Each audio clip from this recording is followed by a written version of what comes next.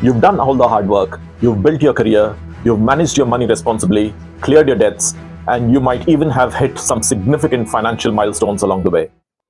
Maybe it's your first $100,000 in savings, or maybe it's even your first $500,000. But yet, something inside of you does not let you feel rich. You feel like you're just getting by. If you relate to this, my friends, you're not alone. Because feeling rich has surprisingly little to do with how much money you have in your bank account, and everything to do with how you think, plan, and live. So in this video, we'll explore 7 reasons why you might feel financially insecure and provide you with practical, personal finance strategies to flip the script and feel wealthier, even without necessarily earning more. So the first reason is what researchers call the horizon effect. Now, financial goals always tend to seem to move further and further away the closer you get to them. Let me explain. The moment you reach one milestone, say a 6-figure salary, for example, immediately the next target appears. Your sense of wealth keeps shifting, so much so that many high earners today do not feel financially free. Brace yourself. I almost fell out of my chair reading this. A study by HSBC in the UK found that people believe that £213,000 in salary was required for somebody to feel rich. Now guys, come on. This is more than 6 times the median income in the UK. Even then, the reality is 1 in 10 high earners felt like they do not have enough money. What's more, less than half of these high earners believe that they are on track to meet their financial goals. Now, why does this happen? The problem, my friends, is human nature. We measure wealth not by what we have, but how much we think we need.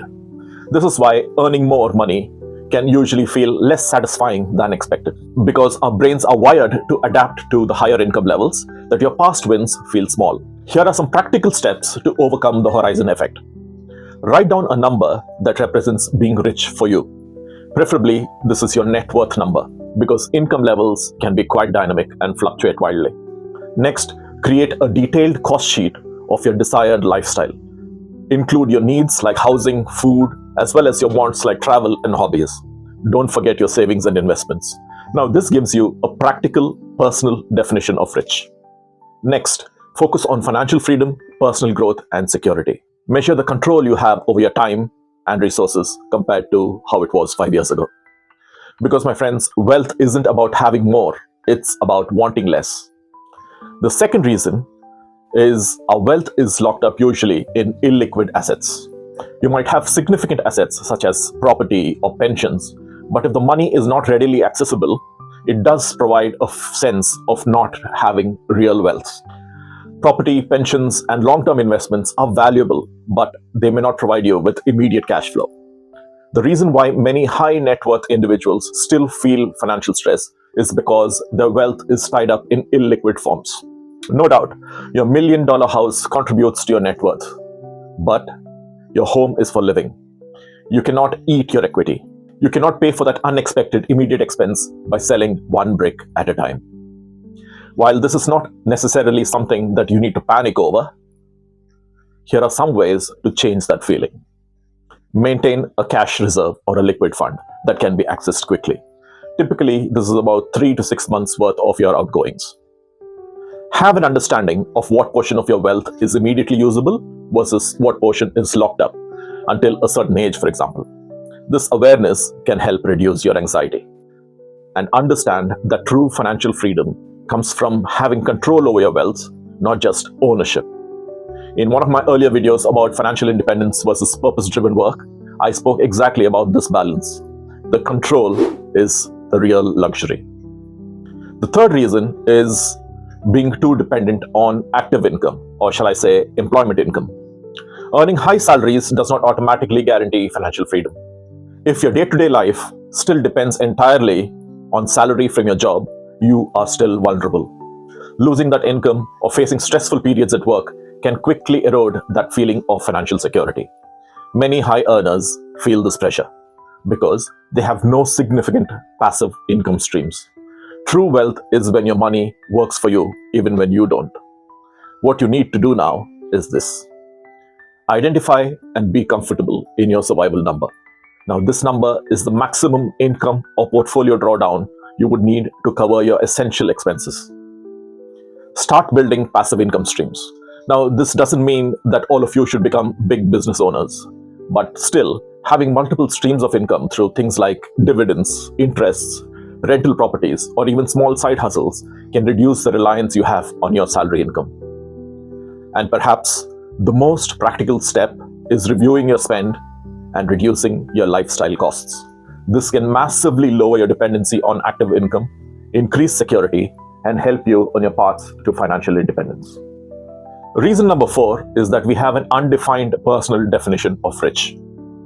One of the reasons you may not feel rich is because you have not defined what it means for you. Wealth is not only a number, my friends. It's about freedom, it's about security and peace of mind. It can come in different forms for different people. Now ask yourself these questions. Can you take a month off work without being financially stretched? Can you help friends and family in need without having to constantly check your bank accounts? Can you afford to tide over unexpected bills without panic? Or simply, can you take time off to have a lazy evening, relax with friends, go out for the coffee or the meal without checking emails? Now, these are the moments that feel rich without needing any more zeros to your bank account. Now, if you said yes to some of these questions, congratulations, that's financial freedom in practice. Without a clear personal definition of what rich means, you will keep chasing that next financial milestone. Now, that's why we find that someone with over 2 million in net worth may not feel rich because they have high expenses and they constantly live in a comparison loop, whereas someone else with a lot less but with a paid off house, family time, and peace of mind may already feel wealthy in every way possible. Frugality can be freeing, my friends, and financial freedom often hides behind simple living. Here are things that you can do too. Define your rich in terms of your feelings, your lifestyle, not just about money. Determine what financial conditions can enable that feeling for you. Is it a certain number in income? Is it a certain number of assets and savings, zero debt, or the freedom you have to make your life's choices? Understand, the true financial freedom is when money supports your life, not controls it. Another very common reason is when you live above your means. Spending more than necessary keeps you from feeling rich. If your baseline spending is high, you need more money to feel secure. In a previous video, I spoke about the 4% rule and the basic relationship between lifestyle and retirement savings. For example, if you live on 50,000 a year, you need about 1.25 million invested to live off it. On the other hand, if your family can be happy on 40,000 a year, it's not just a difference of 10,000, it's potentially 250,000 less that you need in your pot to retire comfortably. Now that reframes spending decisions as freedom decisions. In short, the lower your needs, the shorter is your path towards financial freedom. So here's an action plan that you can follow. Review your baseline spending over the past 12 months to identify what is truly necessary. Trim what doesn't add value and redirect those towards savings and investments that work for you. Adopt a conscious, lower-cost lifestyle. Intentional living gives you freedom. It's not a sacrifice, and it can help support your long-term financial independence. I've spoken about the next couple of points in previous videos, but it's still worth repeating. One of them is lifestyle creep. Usually, as your income rises, expenses tend to rise as well, with expenses usually outpacing the increase in the income. Small upgrades, like dining out more often, switching gyms, or buying gadgets and subscriptions, may not feel like much initially, but all of these add up and they become the new normal for you. Over time, your increased income does not feel like progress at all. And here's how you can stay in control. Track your baseline lifestyle costs. Try to cap them at a certain level and avoid automatic upgrades. Save or invest a portion of any income increase before increasing your spending. Celebrate raises by buying back time if possible, not things. The 7th reason, and the most harmful of all, is social comparison. Comparing yourself to others, either online or in person. It can leave you feeling miserable and feel less wealthy.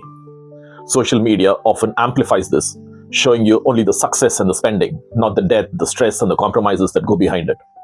Studies show that comparing incomes and lifestyles online can increase dissatisfaction even among high earners.